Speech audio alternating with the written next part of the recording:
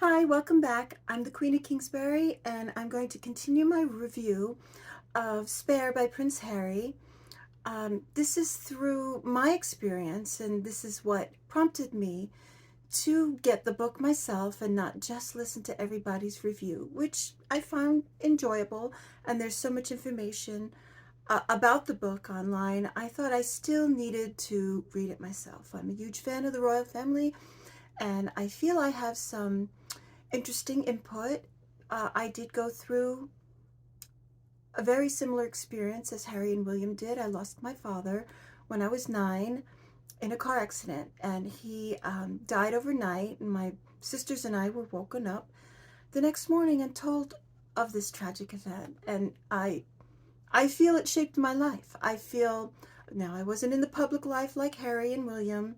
I certainly didn't have a parent as famous as Diana, but there are similarities that I started hearing in these reviews that maybe I have some input, and I was very curious what was in the book. So I'm going to continue. This episode will be chapters 41 through 51, and that will be the end of part 1 of Spare. Okay, so chapter 41. He goes to Australia with Marco. Marco is his brother William's security guard. Marco set up Harry's gap year uh, from his father's instruction, and this part of his gap year is in Australia. And Marco set up this unpaid summer experience with an old friend of his mother's, and she has a farm in Australia. He describes it as, not his words, he's a desert, brown, dusty, no rain, no grass, nothing green. He is the unpaid summer jackaroo. They have 3 children, Nikki, Lucy, and George is his age, and he will be his boss. And I think it's called The Tiller and Biller. Now, I'm listening to the audiobook. I'm not reading it, so I can't exactly. That's what I'm hearing Harry say. Describe it. Vast and remote, no one would be monitoring him. Very hot Australian outback. His guards were suffering too. Of course, Harry travels with security guards. No AC. They were on, his guards were on 2-week stints because it was so hot, and so everybody would be fresh. They sent out new guards for him. He says there was a small bungalow, lots of mosquitoes, and Annie was the friend of his mother's, and she is the parent of these 3 boys, and her husband's there. She wanted to talk about Diana with him, and he still couldn't, he said. And I want to interject my anecdote. It's difficult for some people. Everybody takes this kind of loss, especially as a child, when it's not dealt with properly. As we know, Harry didn't receive any mental health help, and he and his brother, according to Harry, from what he says, really developed differently. His brother wanted to talk about it. He never could. He couldn't. So here, another example, he couldn't talk about his mom. Chapter 42. Remedy to all problems was work, he said. The harder he worked, the less he felt the heat. Easier to not talk around the supper table. Guess he didn't want to engage. He said the husband needed serious skills to work on this farm. Superior level of horsemanship. He goes on and says that this father was his father, that's Prince Charles at the time, former polo coach. So, he knows how to ride a horse and handle horses. Hours before dawn, the day began. 40,000 acres where they had their cattle. Describes the hard work. He goes into the description. Water was scarce, grass was scarce, and those are the things you do rely on. Big dinners, hot showers, sitting with George on the porch, smoking cigarettes, listening to CDs, and he goes off and explains how this jogged his memory of both his father and of Hennis. Hennis was the boy who died in a car accident. He was his best friend. He described him at Ludgrove, his grade school. His his friend Hennis was going off to get his better CD player, and then he was hit by another car, or hit a tree, and died instantly. And his pa, of course, he remembers his pa and his wireless, as we mentioned in other previous chapters. His father would listen to books on CDs, and he called them his wireless. So having Harry talk about these words that trigger memories, it is very much my experience too. And when it triggers a memory, I go into the whole conversations, smells, what I was wearing, where I was, what time of year it was. I can almost always pin it down to a specific date, event, or at least the week. These memories are intense. And he's talking about that there. I find that interesting. He was looking at the sky, the constellations, and then he saw Orion. He says he remembers this coming up. Of course, Orion is the hunter. And then he alludes to the memory of what his uncle, his mother's brother, said at her funeral. So we all heard him talk about Diana was the hunter, as mythologically the name, and she ironically was hunted by the press. So this memory comes to mind when he sees Orion in the sky. To bed early, he says, 8:30. Sometimes they were so tired they just got in bed with their clothes on. He was no longer scared of the dark, he said. He was just too tired. No days off. So it sounds like a 7-day-a-week job. He got a new nickname, Spike. He says ever since he got the haircut at Eton, as he said in a previous chapter, his strands of his hair just stick up, and some stuck up straight, some laid flat on his head, so it was Spike. He had an official engagement when he was in Australia.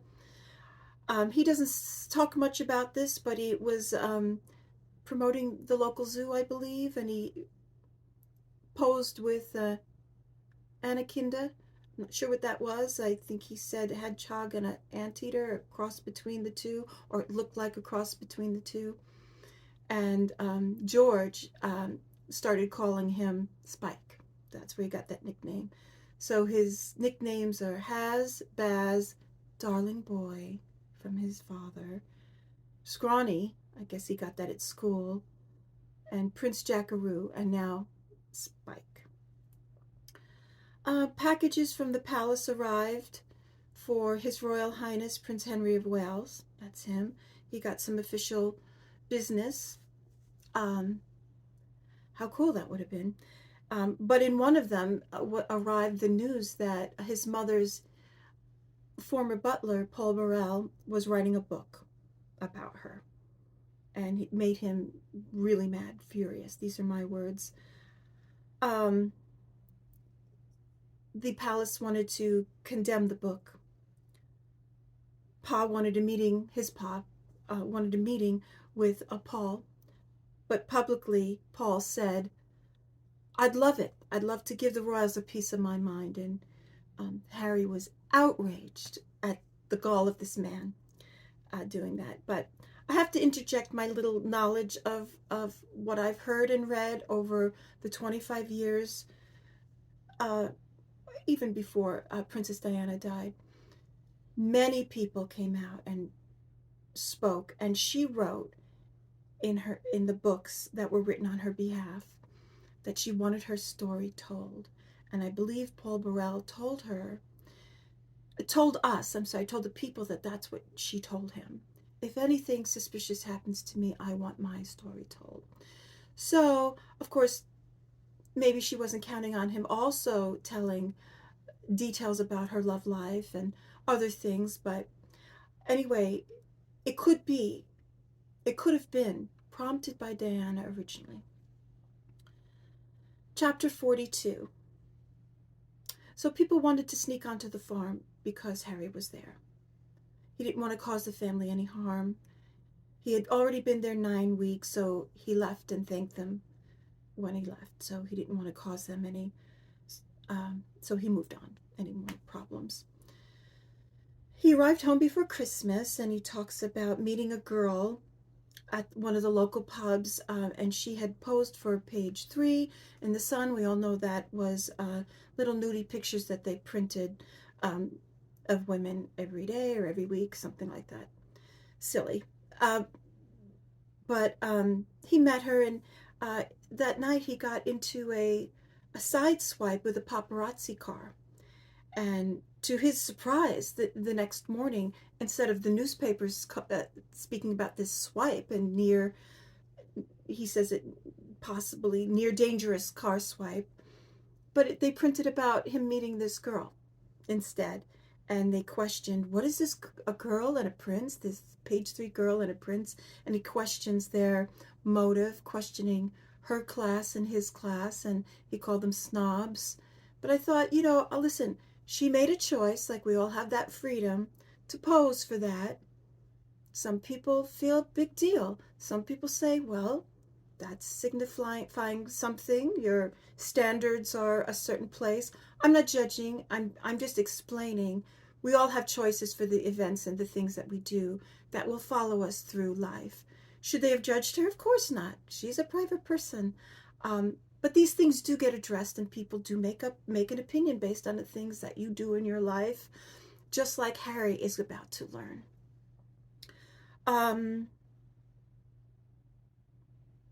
Okay, so soon after he leaves for Africa, so he's still engaging in his gap year. Lesotho, Africa. So he was told he could bring a friend, so he's bringing George from Australia, the young man he met there at the farm. He said originally he would have brought Hannes, but Hannes, as we know, died in a car accident. Okay, chapter 44. Lesotho was a medical disaster. He explains he met lovely people, but the need was so great. A lot of children suffered and orphaned by AIDS. So he and George helped build schools, repaired them, mixing cement, and helped in any way they could. He wanted to bring awareness to this so much that he was willing to engage in his first solo interview with a reporter. That's brave.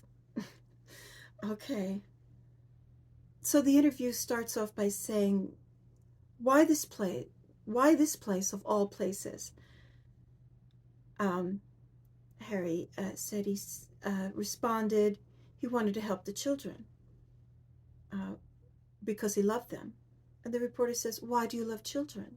It seems like an odd question to me too, I have to say, like he was pushing his own narrative. And he made a glib remark. My incredible maturity, he said. Not a great way to start off the interview, but that's the way it goes.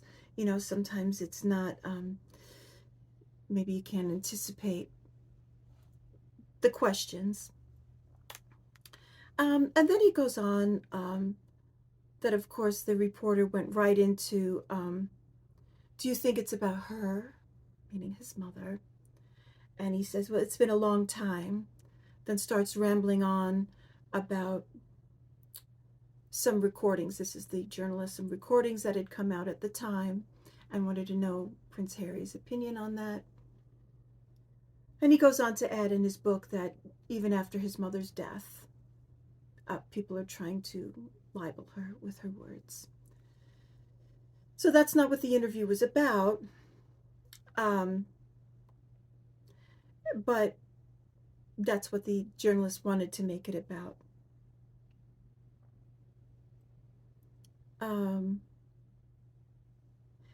So he said it was 7 years after his mother was well, he said 7 years after his mother was hounded into hiding. So, a caveat, my opinion, he's still not saying death. She was still being hounded, so he was still not saying the word death, and had convinced himself that she was going into hiding.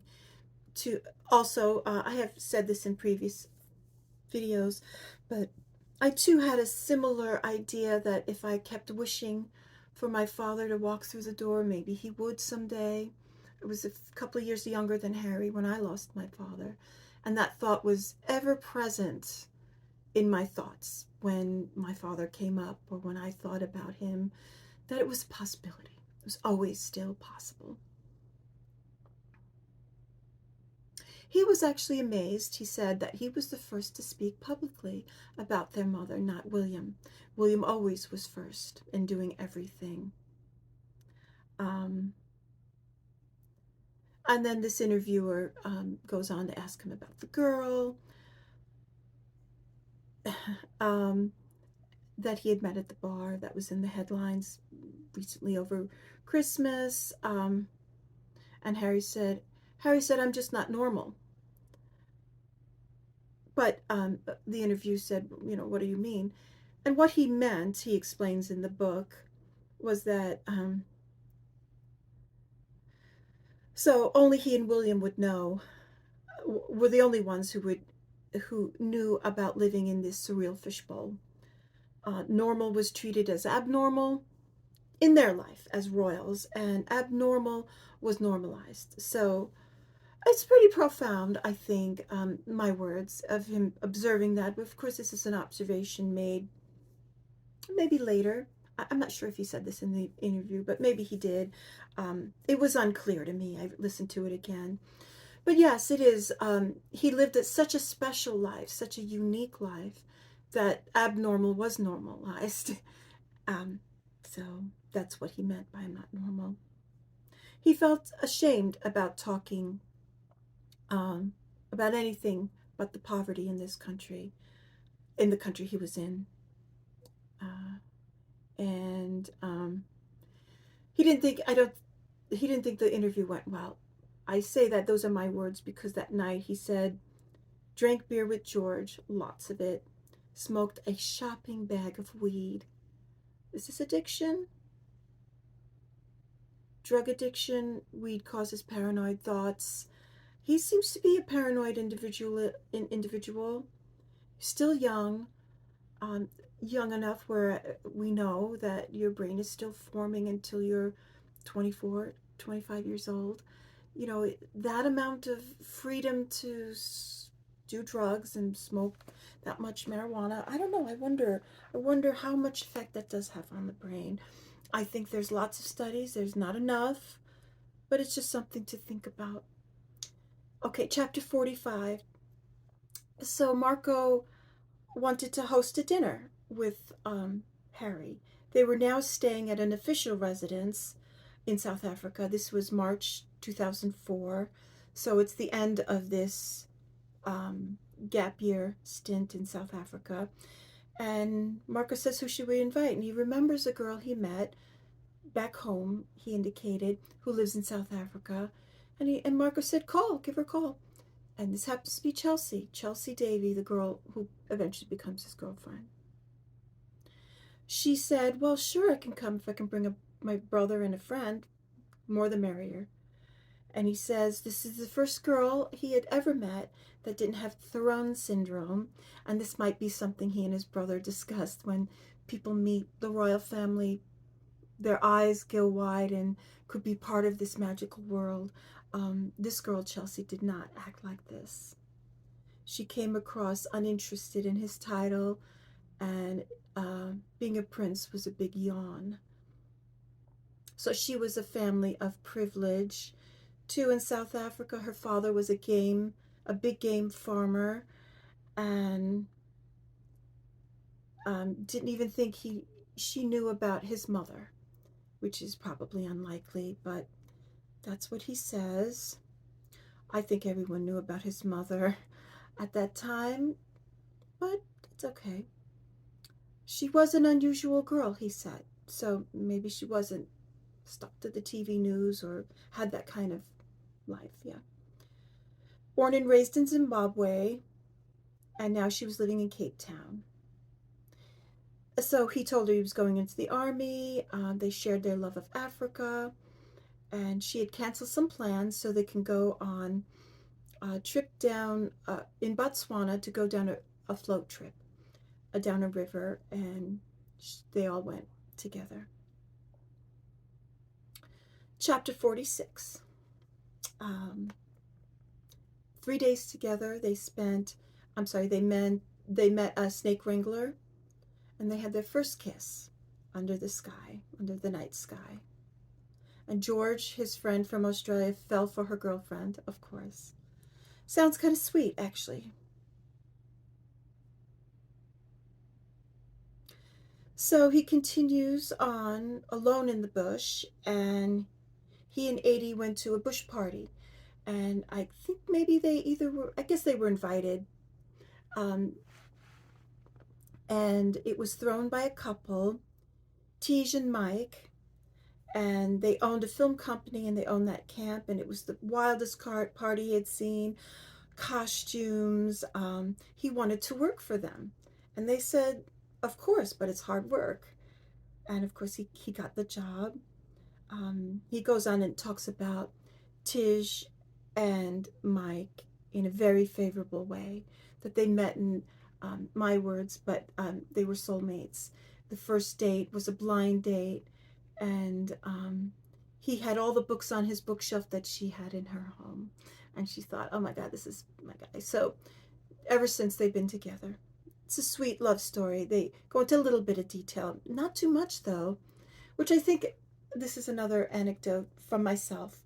I think he could have elaborated in some of these wonderful, stories he had, and I think that maybe it would have enriched the book a little more. Of course, that is their story, but he doesn't really talk too much about this time. I could have probably had great stories, maybe the day to day. Anyway, so so they suggest to, let's see, felt an overwhelming peace with them, which is lovely. And then he wanted to see Chelsea again. And okay, that's all from that chapter that I took the time to take notes on from my perspective. Okay, chapter 47. So he's back in Britain, and he and Chelsea are dating, and they are have the paparazzi following them. He said it was constant now. He told Chelsea to treat it like a chronic illness. I don't know how good that was. I really think that maybe there could have been some advice, maybe from his father, or from the palace, or from other members of his family since his mother had died, that this is part of your life and it's going to be unpleasant, but let's, maybe put into perspective that the great, you know, prestige, and you're on the world stage. Later on, you might appreciate that in exchange for the press being ever present. Maybe it just wasn't for him. Okay. So, so maybe Harry's advice to treat it like a chronic illness um, influenced Chelsea's opinion of the press also. And he thought odds were the press would cost him another person he cared about. So he goes on and takes the tests at Sandhurst. That's the military academy he wanted to go to. They were tough psychological tests and leadership skills, and he passed, no problem. And he goes on to explain that people with troubled pasts are very welcome at Sandhurst. Something about leadership and the toughness, the psychological toughness. And I have to say that that's probably very true. So he had a few months before it all starts in the military at Sandhurst. So he goes back to Cape Town to meet Chelsea's parents, loved them instantly. Regular family, they love their G&Ts and stories. Okay. Chapter 48. He opens this chapter up saying that his father had a press announcement announcing his engagement or his marriage to Camilla with his grandmother's reluctant blessing. He said he did realize that his father would be with the woman he loved. Maybe that fate intended in the first place. He said he had no more bitterness, but he felt sympathized, that he was sympathized with Pa and Camilla. Well, that sounds mature to me. It was a civil ceremony, and he says that they needed that because the church wouldn't marry a royal, wouldn't perform a marriage between a royal and a divorced woman. Really, both of them were divorced when they got married.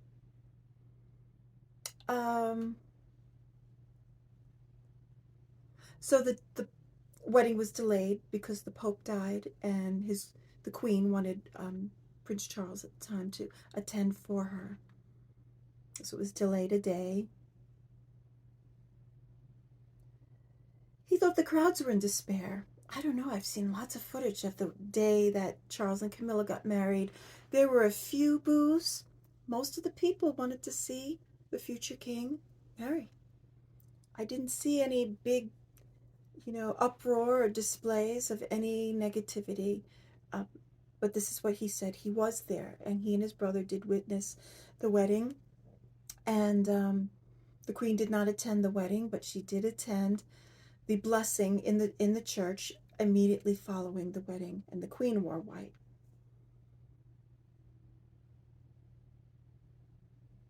So he thought maybe the marriage to Camilla would take Pa even more away from him and his brother. He said us. He had mixed feelings about this, but of course at this point, Harry is 18. Maybe his father waited for this moment when both his boys were graduated from Eton and looking towards their future. He said he had mixed feelings. He still didn't like Camilla and was worried about the PR corner. He wanted Pa and Camilla to be happy. Maybe she would be less dangerous. He's painting this narrative. I don't understand. She is no more dangerous than his own father and his own brother. Have to be because of the palace and their use of the PR. I really don't think the royals are initiating this PR. Of course, what do I know? But I can't imagine that Charles would point a finger and say, put him under the bus. He's just the spare. Oh my God, no, I just don't see that happening. I think that maybe, I just really think that maybe Harry has a inferiority complex at this time. So I don't think Camilla's dangerous. I really don't see danger in her. Marrying Charles makes her dangerous with all the people working behind the scenes, possibly. Okay, chapter 49. So he talks about confidential engagements that he and his brother went for training with the British boat service, and they were taking part in an exercise, and it was private. Nobody knew about it. And then he goes on to talk about the first time they were in one of these military exercises, a private engagement with his mother while his mother was still alive. And it was, he described it as something to the effect of what would you do, and a training on how to behave if this happens. So, would they, a shock, let's see, his first time in military, his mom was taking them, he called it Killing House. It was a dark room, all three of them, William, Harry, and Diana. A big flash and a bang, and they wanted to see what they do to teach them how to respond if their lives were ever in danger. This is going to give a person a little bit of elevated self-importance, and it could instill a fear about their importance and a fear their life in the public. That's what I said. I don't think he talked about that, but certainly when I heard him tell that story, and he was still young enough to be with his mom, that's a pretty scary experience. So with this current military exercise he was on with William, his brother, it was very physical. He hurt his knee, and his knee was gushing out blood. Paramedics came, but it was kept under wraps because of the mission or the exercise they were on. And the palace put out an announcement about, Harry had to postpone his military entry into Sandhurst because he hurt his knee playing rugby. That's what they said. I wonder, is Harry disclosing things he shouldn't? Well, I don't know. Could be. If that was a private military exercise, why is he talking about it in his book?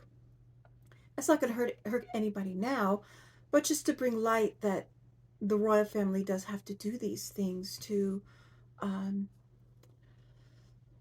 just also brings attention on what could possibly be a threat to them, which we know they all have threats to their lives. The royal family, even the former royals in California. Okay, chapter 50. Oh, I'm sorry. Let's go back, because Harry said the press pushed the story of Harry being afraid of the military. Okay. Because they put that he hurt his knee. So they probably thought, he hurt it on purpose because he's afraid. Wrong narrative. I would be upset too. Okay, chapter 50. So this is the chapter where Harry talks about the infamous costume party he goes to. He calls it a fancy dress party. That's what the Brits call it. And he says that it was called the Natives and Colonials theme. He said it was a cringe theme. I wonder if he thought at the time it was a cringe theme. I highly doubt it. That's just my personal opinion. Would he have thought it at the time? I don't know. I don't think so. And then he goes to say that his brother, about a year prior, had a similar party for a birthday costume party. It was called Out of Africa, and where he wore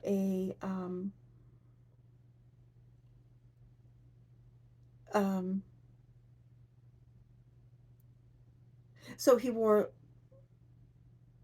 a feline outfit. So it must have been, he describes it as having a bouncy tail and very clingy. Kind of a cross between Tigger and Baryshnikov. Would he know about Baryshnikov?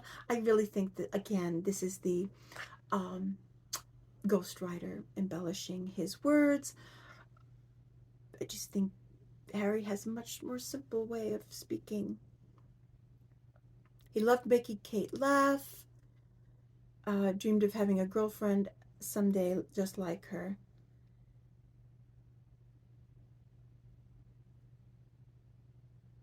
So, the day of the party, he still didn't have a costume, Harry. And he went out to a fancy dress store, costume store, and picked out two things. He picked them out. Flight uniform, a British flight uniform, and a Nazi uniform. So he says he phoned Will. He calls him Willie. We know him as William. And Kate was with him. And he said, "What do you think? Which one?" "Nazi uniform, Nazi uniform." Well, why was that even a choice? It was only a choice because Harry picked it as one of the choices. Harry picked it. He's he's relying on his brother who's only 2 years older, and his brother's girlfriend who he just met, was also just 2 years older than him. It wasn't even their idea. Accountability? Are we talking about not being responsible for his own choices? Harry wore the uniform. he wanted he he wanted a reaction. He wanted that funny reaction. He said when he went to the party, nobody even paid him any attention there. Well, that's because it was probably nothing. It was a private party. Bad joke, yeah. Are we blaming Will and Kate for this?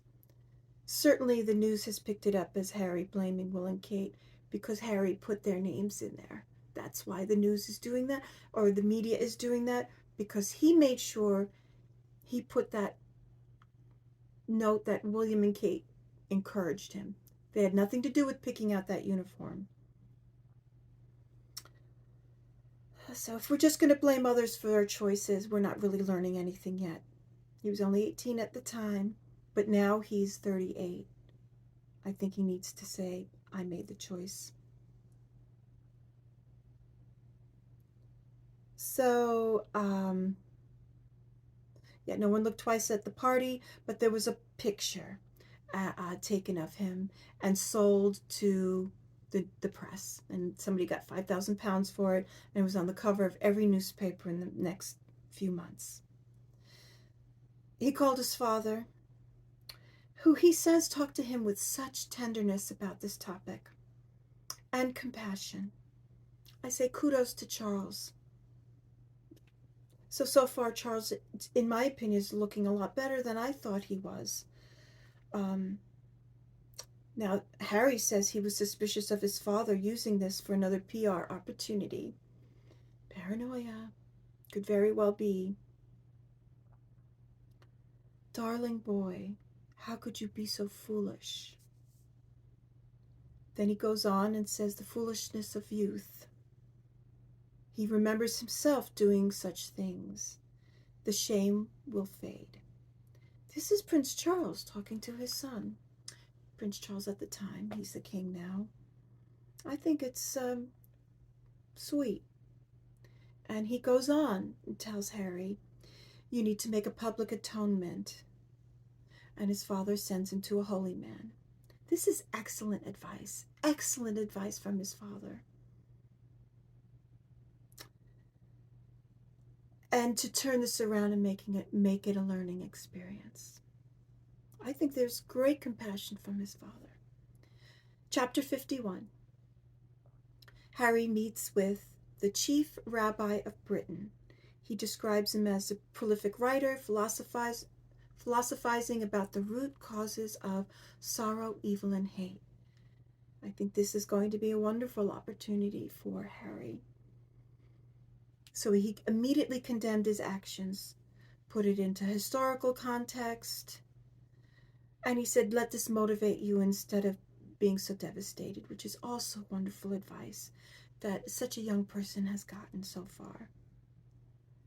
And goes on to assure him people do stupid things. And his true nature is shown by this atonement, which is wonderful. And he said, this is your true nature. Not the mistake you made, but this atonement, which is wonderful, wonderful, telling Harry this at this tender age. It was a very good and enlightening experience from what I read.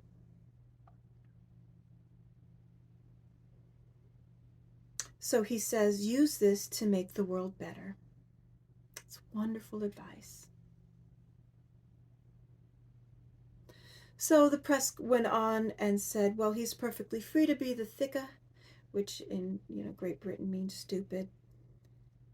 He's not in the army yet, so if he was, he would have been disciplined. But they have every right to say that. That's fine. Okay, well, that's the end of my review for today. That's 10 chapters, 41 to 52. I hope you enjoyed my take on on Prince Harry's book, Spare. Um, if you liked anything about this video, please press the like button. I will be coming on next time with the next 7 to 10 chapters, seeing how long they are and how much time. We're at 40 minutes now, so I'm sorry, this one is a bit long. And please subscribe. You'll get notified if you press the bell of my next review or any other books or posts I make. Thank you for joining me. Bye-bye.